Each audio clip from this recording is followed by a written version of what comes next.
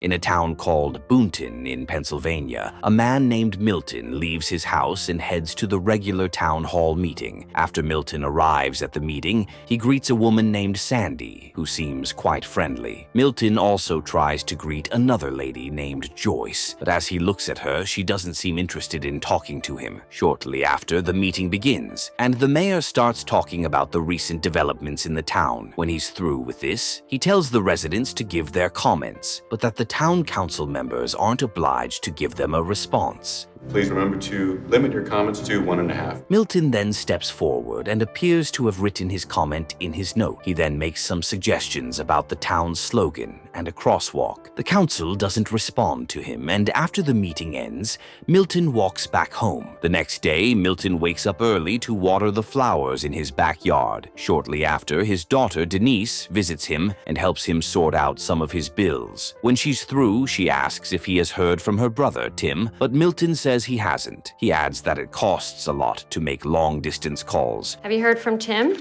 So he understands why Tim hasn't called him yet. Denise doesn't want to bother him about the topic, and she says that she wants to go to the restroom before she leaves. While she's there, she sees a can of green beans in the cabinet, and she looks confused. As she then asks Milton about it, he says that he didn't know it was there, but Denise asks if he has any idea why he put it there. Milton says he might have just gotten confused, or maybe the kitchen cabinets were full. I found this in the bathroom cabinet. Denise says there's still a lot of space there, but Milton mentions that he might have just been distracted. Denise then wonders if her dad is already forgetting things due to old age, but she just asks if he's feeling okay. Milton says he's okay, but Denise still asks if he wants to go for a checkup. Milton doesn't seem interested in this, and he tells Denise that she doesn't need a checkup. Denise looks worried about him, but she mentions that she has to leave because she's late for work. Later that night, while he's sleeping, he suddenly hears a strange sound in his backyard, and this wakes him up.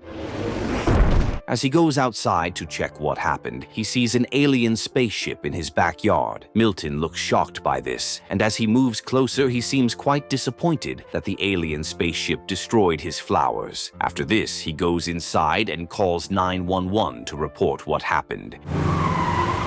Interestingly, the operator thinks he's trying to prank her, and she ignores his report. Milton doesn't get this, but he decides to call Denise. Her line goes straight to voicemail, and Milton is unable to record a message because her mailbox is full. Milton then stares at the spaceship and looks scared, but since there's nothing else he can do, he just goes back to bed. A few days later, Milton attends the town hall meeting and waits in line to give his comments. Joyce happens to be first in line, and she seems pissed that the council hasn't done anything about something she requested for a while ago. On the telephone, I suggest a clearer. Sandy goes up next, and she also makes her suggestion, but the council just remains silent. When it's Milton's turn, he reads the same note as the last meeting, but he still doesn't get a response. After the meeting ends, Milton heads home and seems scared that the alien spaceship is still in his house. That night, while he's sleeping, he hears a strange sound outside his house again. Denise is unavailable.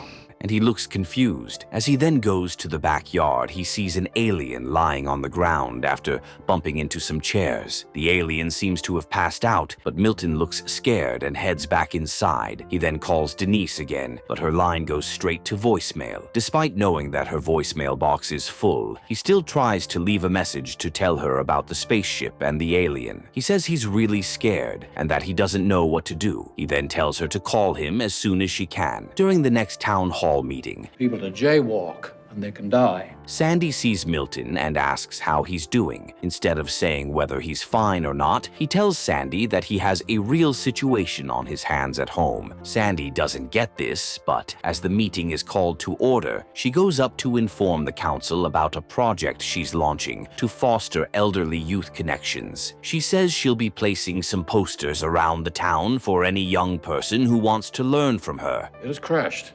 In my backyard? The council doesn't comment on this as usual, and Milton goes up next. He then reads his usual note before adding that a UFO crashed in his backyard. Everyone looks shocked, and the mayor asks if he really means what he's saying. Milton repeats it again, but the mayor and other council members just stare at him strangely because they don't believe him. After the meeting, Milton leaves the hall, but Joyce runs to meet him. She then mentions that he can't talk like that again because it will make the council take the rest of them less seriously. Milton says he's serious about the spaceship, but Joyce still doesn't believe him, so she tells him not to say things like that again. Did you just say UFO? As Milton then asks if he's not supposed to tell anyone that he saw a UFO in his backyard, Joyce just walks away angrily. After this, Sandy walks up to Milton and asks if he wants a ride home. Milton says he can walk, but Sandy insists that she can just give him a lift. Milton then decides to follow her, and as he goes towards Sandy's car, Joyce stares at them. If there's anything I can do. Just as they get to Milton's house, Sandy asks if Milton is feeling well, and he says that, aside from the spaceship situation, he's fine. Sandy doesn't think he's fine, and she tells him to call her if there's anything she can help him with. Milton says he'll do that, and he eventually leaves the car. When he gets inside the house, he goes to the backyard and sees that the alien is still lying on the floor. Surprisingly, the alien now appears to be alive, and he lifts his head to look at Milton before passing out again. Milton feels sorry for him and goes inside to get a blanket and a glass of water. Did you get my message? After Milton covers the alien with a blanket, he places the glass of water on the floor and heads back inside. The next morning, Milton wakes up and begins his usual morning routine. As he then goes to the backyard, he sees that the alien is no longer lying on the ground. Since he still looks cold, Milton tells him to come inside because it's warmer there. The alien initially looks reluctant to move, but as Milton keeps telling him to come inside, he eventually stands up and walks in. He then sits right beside the couch in the living room. Do you want to come inside because it's warmer in here? But he still doesn't say a word. As Milton looks at the alien, he says that he doesn't really know what to do because something like that has never happened to him before. After a while, Milton puts different food options on a tray because he doesn't know which one the alien might like. Interestingly, the alien only eats the sliced apples on the tray, and Milton looks happy about this. Reminders? But he mentions that he doesn't have any more. Almost immediately, he leaves the house and goes to the supermarket to buy more apples. When he gets to the counter, the cashier mentions that Milton is buying a lot of apples, and he says that it's for the alien in his house. The cashier asks if he's talking about an illegal alien, but Milton mentions that it's an alien from outer space. He adds that a spaceship crashed in his backyard a couple of nights ago, For the alien that's back in my house. and that an alien came crawling out of it. As he mentions that the only thing the alien has eaten so far is apples, the cashier looks at Milton and thinks he's delusional. After Milton pays for the apples, he heads home and puts on the TV while he reads a book. On the news channel, a reporter mentions that the government is looking for the pieces of a weather satellite Maybe I show you around. that is believed to have disintegrated over western Pennsylvania. He also says that the government doesn't want anyone who comes across the parts of the fallen device to touch it. The alien in Milton's house happens to be standing just by the door, and as Milton sees him, he gets startled. He eventually calms down and tells the alien that he's used to living alone and he forgot that he had a visitor. He then suggests showing the alien around the house, and he takes him to the bathroom first. He then shows the alien the guest bedroom and other parts of the house. I mainly use it to watch TV. After this, he talks about the different TV channels and the one he likes best. He also tells the alien that one of the TV's remotes is to change the volume, and that if he changes something else, he would have to call Denise, who sometimes gets irritated with him. Milton then shows the alien his family photo and says that his wife passed away a while ago. He adds that Denise still lives around the town, but his son, Tim, stays in California. He says that Tim went there for work a long time ago, and he hasn't heard from him much much. She lives in town, he lives in California. He says it's not really a problem because he knows that young people are always busy. Elsewhere, Denise goes to the supermarket to buy some things, and the cashier tells her that her dad came around earlier. He adds that Milton bought apples, which he said were for the alien living in his house. Denise looks shocked by this, and she asks if Milton was joking, but the cashier says it didn't seem like that. Almost immediately, Denise leaves the supermarket Yeah, I don't mean to make a mountain out of it. and heads to Milton's house. The alien happens to be in the living room when she rings the doorbell, but Milton goes to check who it is. Just as he opens the door, Denise stands outside and mentions that she's worried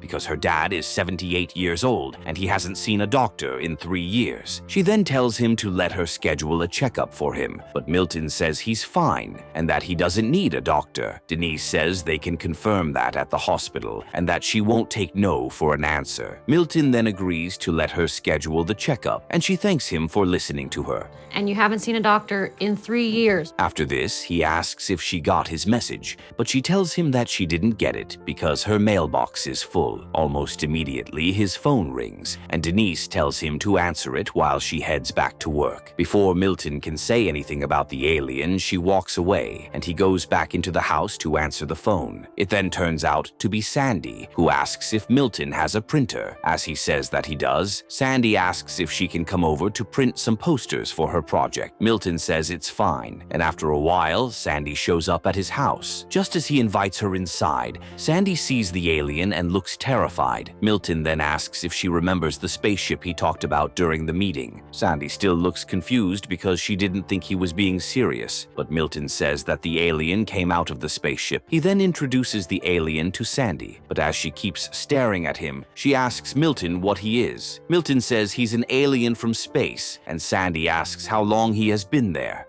How long has he been here?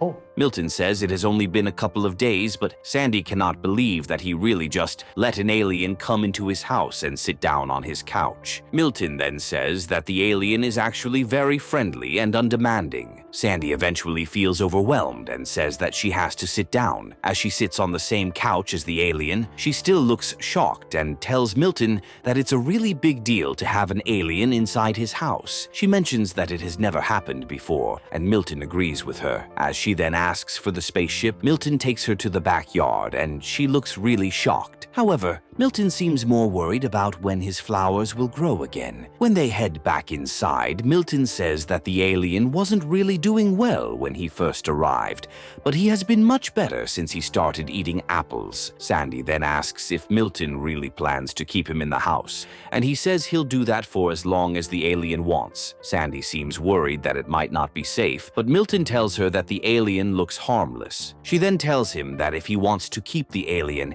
he needs to stop talking about it and allowing people to come over just like he did with her. She adds that it has to be a secret because she has seen what people do to aliens in movies, and Milton agrees with her. And you want to keep him here?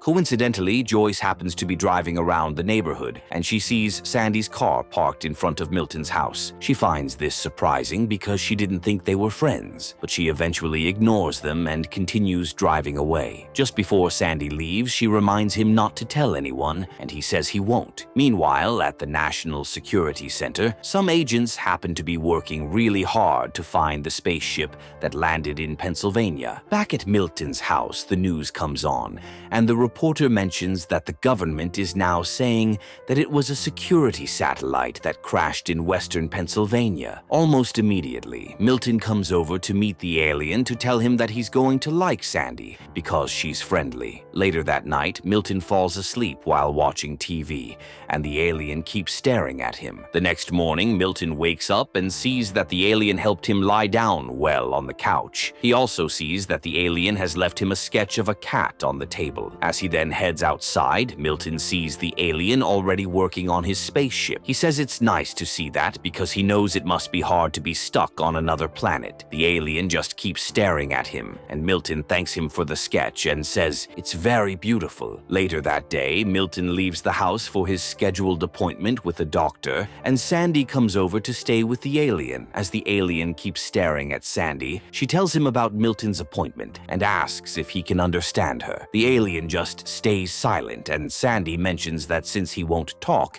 she'll tell him something about herself. She then tells him that she has a daughter who lives in the city. She also shows him some pictures of her daughter's family, which includes her grandson. However, Sandy suddenly feels sad and says that despite being a kind mother, her daughter has neglected her and would rather hang out with her partner's mom. She also cries as she says that she hasn't seen her daughter and grandson in 3 years. The alien still remains silent, and Sandy laughs while telling him that she's not usually that talkative. Elsewhere, a psychiatrist tests Milton's ability to remember things, but he fails badly. Denise also happens to be with him, and she tells the psychiatrist about what Milton told the cashier the other day, since he had already agreed not to tell anyone else about the alien. I think that he thought that there was an alien living. Milton says he was only joking. The psychiatrist then says that at Milton's age, it's time for him to start considering options for assisted living. Milton says he doesn't want that, and he leaves the office angrily. Denise tries to stop him, but he accuses her of setting him up. Denise says she was only trying to help, but Milton tells her that he doesn't want her help. When he gets home, he walks in angrily and heads to his room. Sandy looks shocked by this, and she asks if he's okay. Milton says he is, and Sandy mentions that she's already leaving. Much later, while the alien is working on his spaceship, Milton goes outside to meet him. He then tells the alien that Denise wants to send him to a care home. He jokes that it's probably because he has called her many times to fix the TV. He then talks about Tim and says that his son doesn't like him. He says he doesn't blame Tim because he wasn't really a good father. He adds that he was really bad at it, and he just stopped caring about being a good father. After he goes back inside, Milton calls Tim, but it just goes straight to voicemail.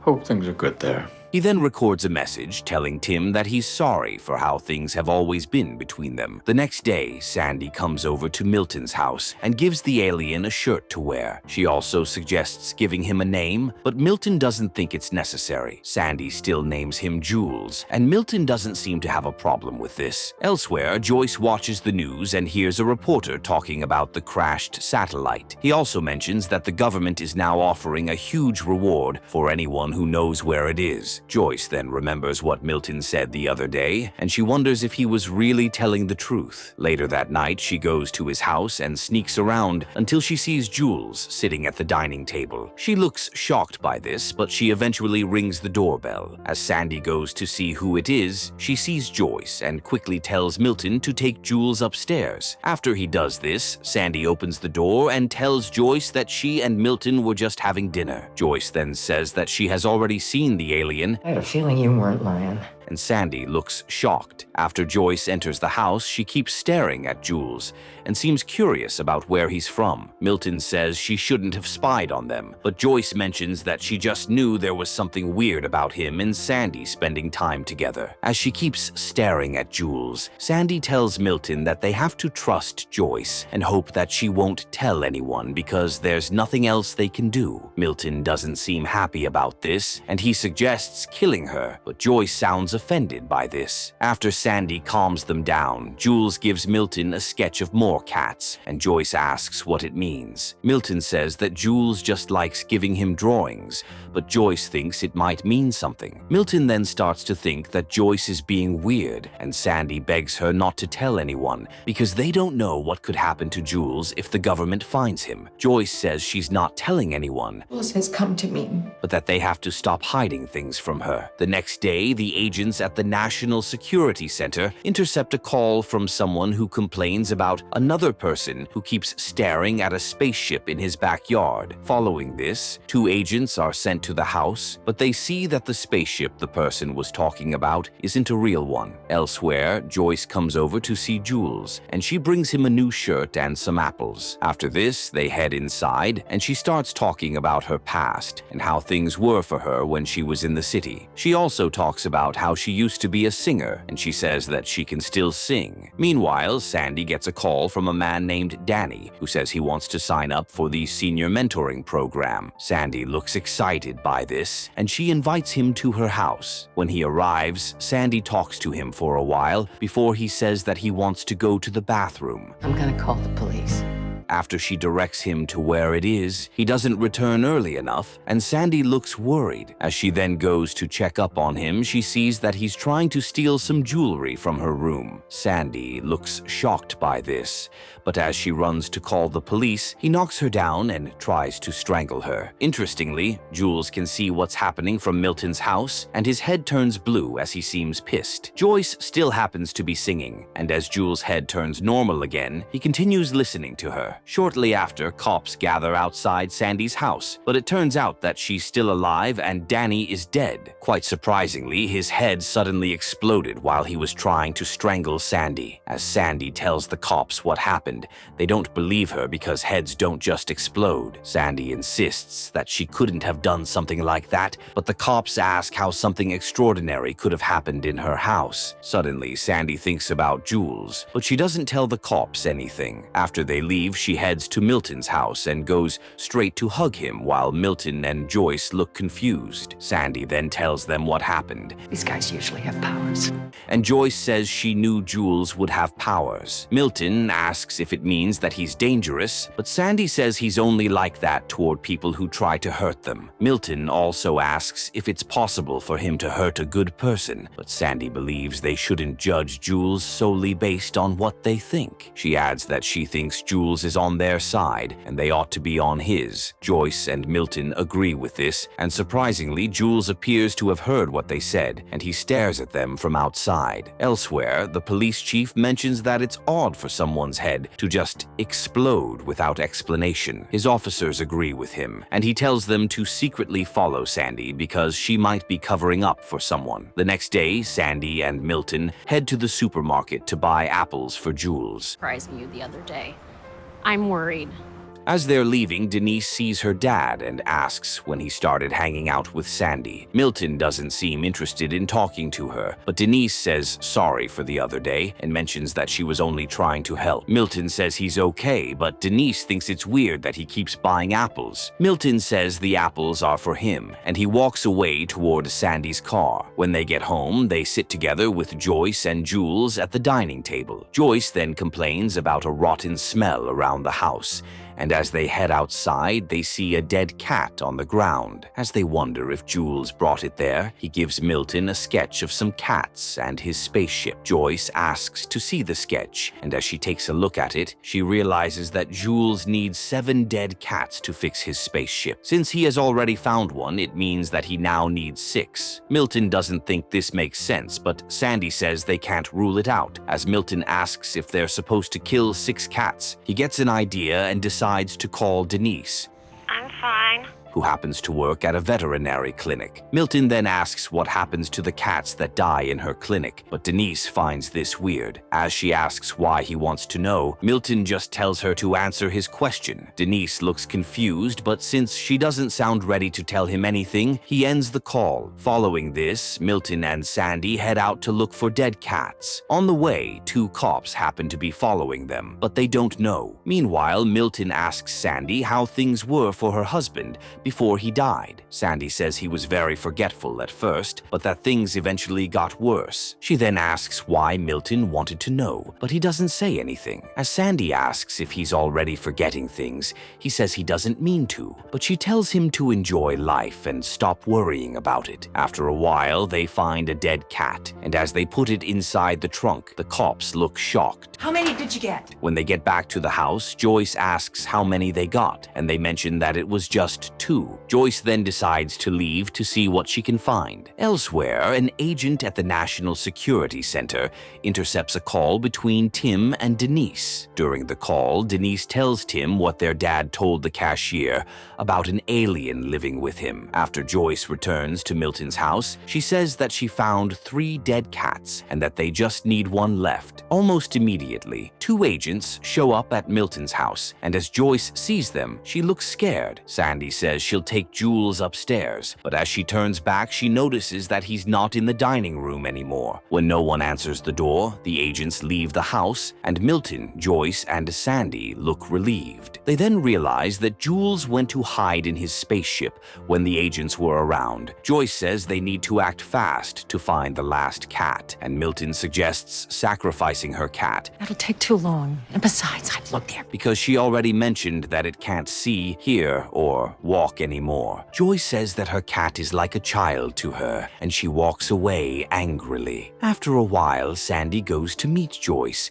to tell her to forgive Milton for what he said. However, Joyce says she's ready to sacrifice her cat because he's no longer the pet she once knew. Following this, she takes her cat to Jules, and he uses his powers to kill it. Just then, all the cats are taken outside, and Jules covers them with a silver cloth. Surprisingly, this turns the dead cats into a device that Jules needs for his ship. The device also happens to be the only thing missing in the spaceship, and it starts working again. Almost immediately, the National Security Center gets an alert regarding this, and the two agents in the town are told to go back to Milton's house. Sandy looks happy for Jules, and since it looks like he's ready to leave, Joyce gives him a snow globe of the city as a parting gift. Let's do something. Sandy also gives him a sweater, and Milton gives Jules his ID so that the alien won't forget what he looks like. Almost immediately, Jules gestures for them to come with him, and they look shocked. Sandy and Joyce don't seem ready to leave Earth, but Milton says he'll go. Sandy says he can't do that to Denise, but he mentions that he'd rather leave than allow his daughter to see him get worse every year. Just then, his phone rings inside the house, and as he goes to get it, the caller happens to be Denise. She says sorry for how she has been acting, and she mentions that she was only worried about him. She then says that she wants to ask if he'll be around by the weekend, so she can come over to give him a haircut. She says that they've been fighting for a while, and that she just wants to hang out with him. She adds that she has seen him shut down before, and she doesn't want that to happen to them. Milton asks if she's not going to work, but she says she'll get someone to cover for her. She then asks if he'll be around, and he says he'll check his schedule.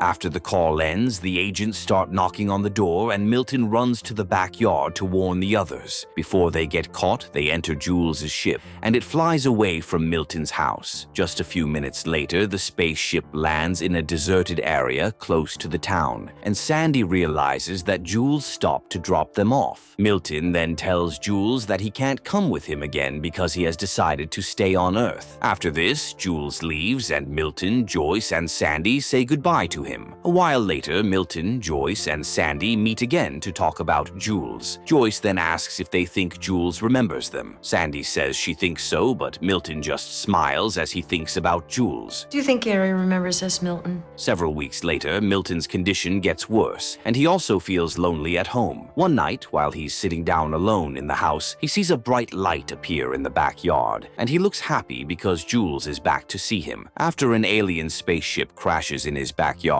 Milton tries to report to the cops and the members of the town council, but no one believes him because they think he's just making things up due to his old age. Sandy and Joyce eventually realize that he's telling the truth, and as they look worried that Jules might end up as a government test subject, they work together to ensure his safe return to his planet. In this story, we learn that it's important to listen to older people with an open mind, instead of just dismissing them because you think they're imagining things.